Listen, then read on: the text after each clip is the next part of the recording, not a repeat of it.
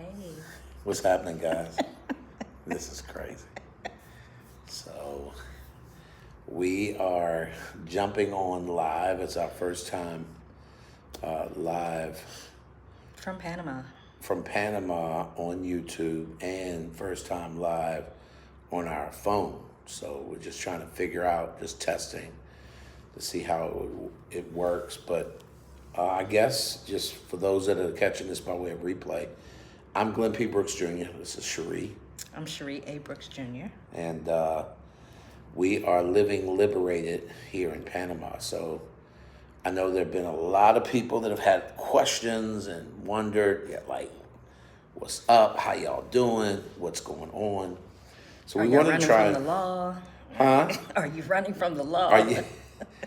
Nobody's asked that, Cherie. Why do you even think like that? No, people want to know why we moved, though. People don't understand why we moved. And so, although we put out a three-part series Right. on our YouTube channel, kind of explaining it to people what our reasons were.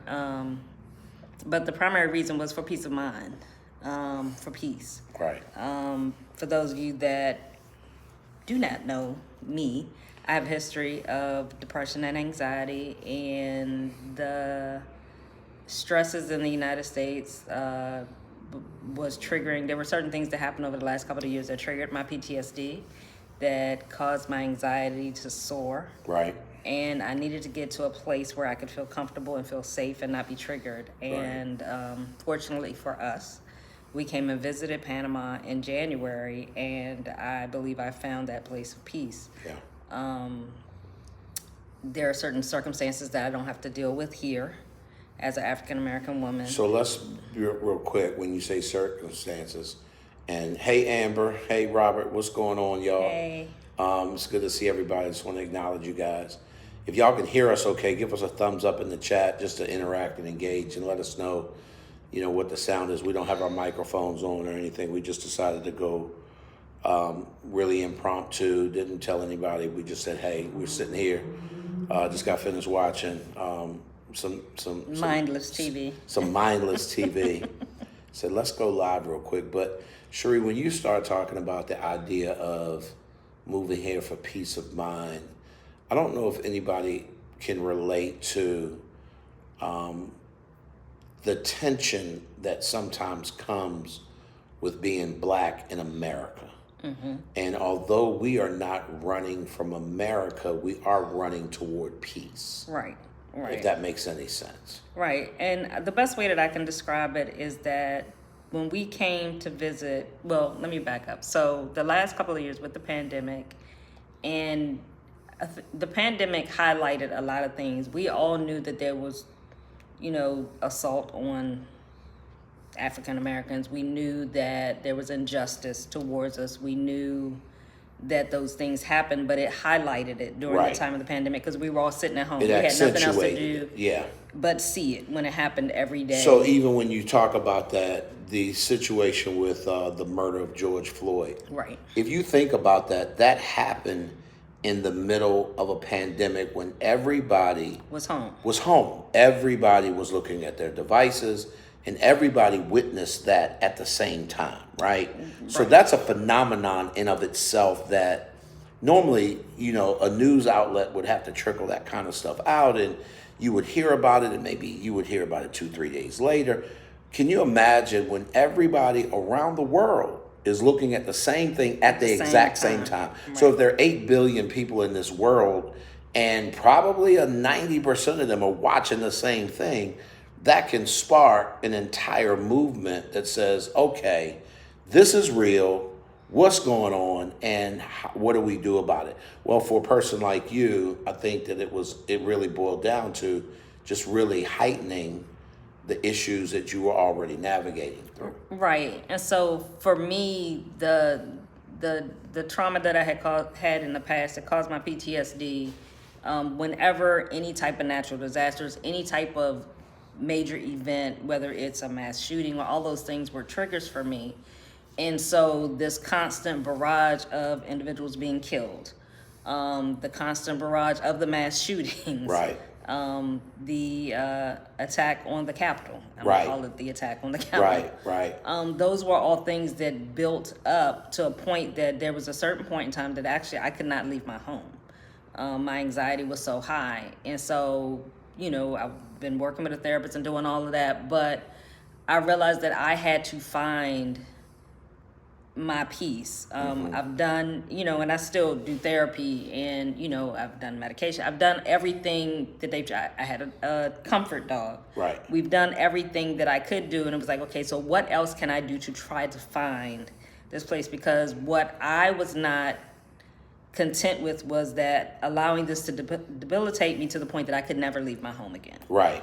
And it was getting to that point. And so I was like, I'm gonna have to stretch myself and step out, but I gotta find something. So, through working on it over the years, I got up the ability to be able to travel, which was a feat in of itself. But when we got here, when we came to visit Panama in January, the first thing that I can honestly say that, number one, it was the first time in my entire life I've ever been anywhere where I did not feel like a minority. Because everywhere I look, I saw Black and brown people. Right.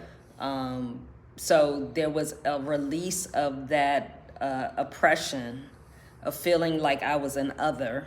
Yeah. That I was not conscious of, that I walk around with in the United States. Also, just that whole spirit of oppression, and people talk about that, and oppression is not poverty. Oppression is a mindset that we have been and has been indoctrinated upon us in America as African Americans, because there's, people talk about this glass ceiling. There's a ceiling over us as African Americans. There's this weight that we walk around carrying that we're not even aware of. Right. So to kind of, and I'm not sure how long we're going to be on tonight, but one of the things I want you guys to kind of be aware of is how you move. Like, a lot of us are moving in ways that, quite frankly, are really fear-based in a lot of ways. And is there a space and a place where you can operate with a peace of mind to flow freely? Right. And I think that that's one of the things that I love about Panama, is that it provides the space mentally for you to flow freely. Even though it's a country where, obviously, for us, it's not, an English-speaking country in the sense that it's not the first language. It is a warm cultural climate country that really gives you space to show up and to add value, and to do it without anybody breathing down your neck and always kind of trying to block this, that, and the third. So when you talk about, opportunities, they're plentiful here in so many different ways. And so one of the reasons we moved here was to take, the business that we do truly to a global stage. And already in 6 days, we have made more contacts in the last 6 days that are going to prove to be profitable at some point in the very near future. That's been unreal. It's just been unreal. And I think that it's the climate of this region.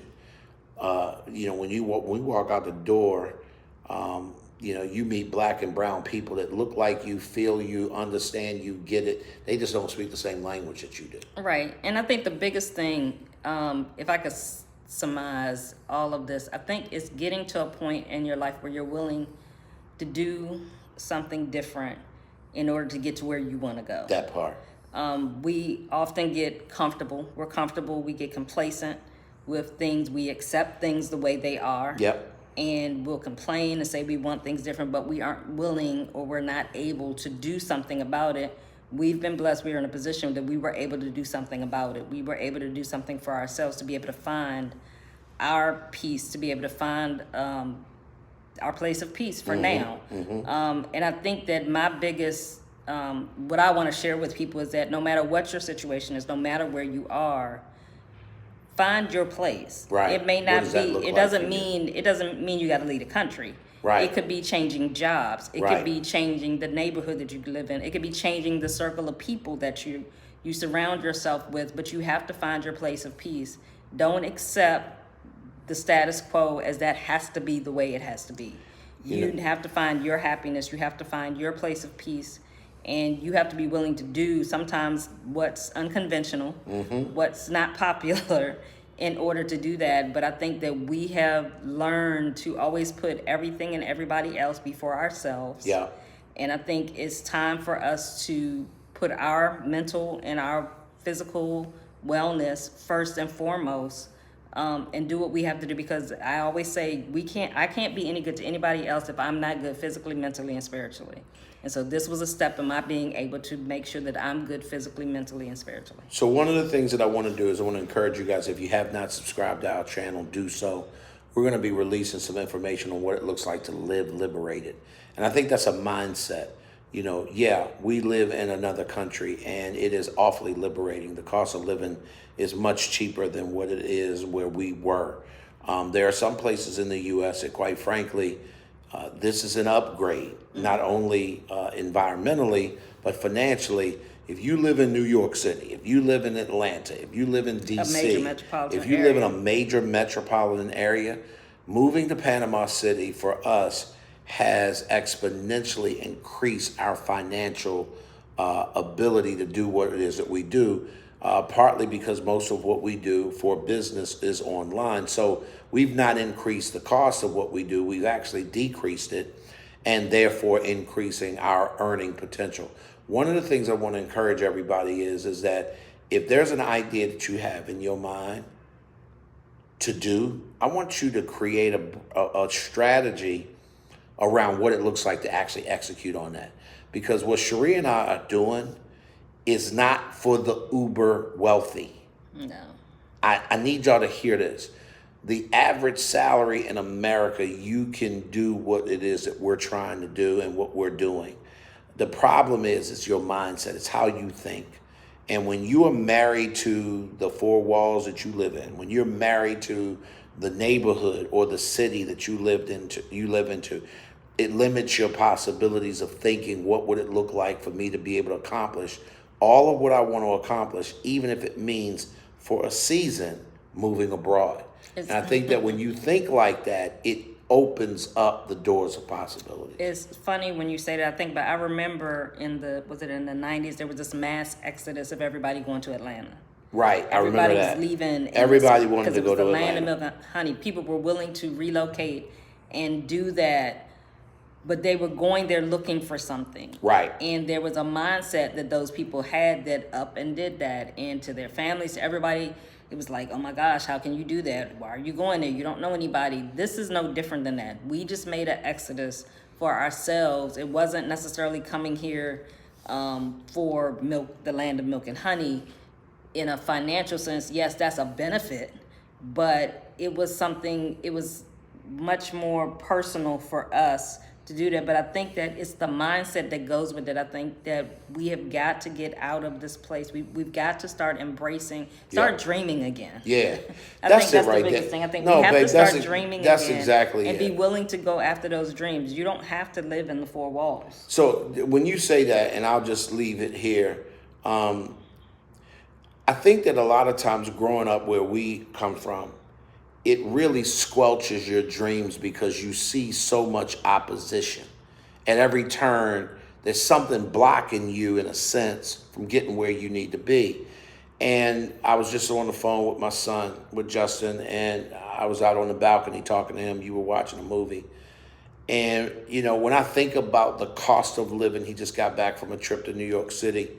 When you think about the cost of living to exist in there, that's why when you think about when there's songs that are made that says, if you can make it in New York, you can make it anywhere. Why? Because, bro, when it comes to what it costs to just exist, let alone live well in a city like that, it makes you realize that this is hard. Yeah. So what would it look like for you to consider cutting back, consider taking a step back to take a step forward? And if it means moving to a place where, I remember when we, thought about, even when, we were sending our kids to school, it was, how can we position ourselves so that we can afford to send them to the best schools? Mm-hmm. If that means that you work at Walmart and you decide to transfer to a Walmart in the nicest neighborhood in your city, right, so that your children can have access to the best public schools in the world. Why wouldn't you do that? Does that make sense? So that's a mindset. It's not that you got to make more money.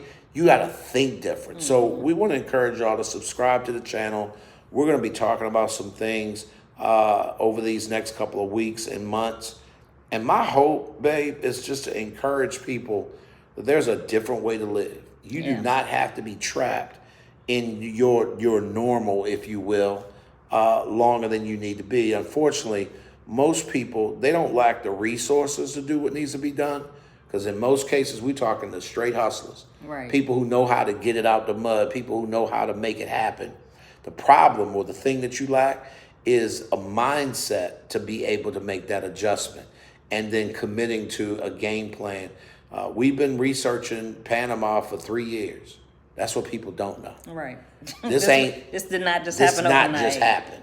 It may have seemed like that to you guys. It may seem like to you guys, but this No. we've been thinking about this back right before the pandemic hit.